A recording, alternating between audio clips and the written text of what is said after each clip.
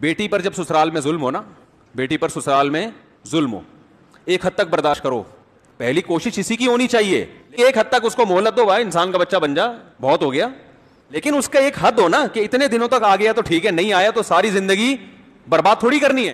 ایک صاحب کی بیٹی کہیں شادی ہو کے گئی، انہوں نے مجھے بتایا میرا داماد بڑا ظلم کر رہا ہے، کم بخت نشہ بھی کرتا ہے، یہ بھی کرتا ہے، وہ بھی کرتا ہے۔ میں نے کہا یہ نہیں سدھرے گا، طلاق لے لو۔ کہہ رہے نہیں نہیں، دل تو کس کے ہاتھ میں ہے؟ اللہ کے ہاتھ میں، اللہ چاہے گا تو اس کے دل کو سدھار دے گا۔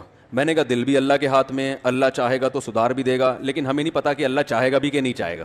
بھائی اللہ اگر بتا دے کہ میں سدھار دوں گا پھر تو ٹھیک ہے، اللہ نے کب گارنٹی لی ہے کہ سارے بگڑوں کو میں سدھاروں گا؟ کہیں گارنٹی لی اللہ نے؟ تو تمہارے داماد کو تو میں بالکل ٹھیک بنا دوں گا۔ بلکہ اللہ نے تو یہاں تک بتا دیا کہ انک لا تہدی من احببت، ہمارے نبی چاہتے تھے کہ آپ کے چچا ایمان پہ ان کی موت ہو۔ اللہ نے فرمایا اے نبی جس کو آپ چاہیں گے اس کو ہدایت نہیں ملیں گی۔ نبی کو چچا کو نبی کی چاہت پہ ہدایت نہیں مل رہی، آپ کے داماد کو آپ کی چاہت پہ ہدایت کہاں سے ملے گی؟ بھائی آپ کس کھیت کی مولی ہو؟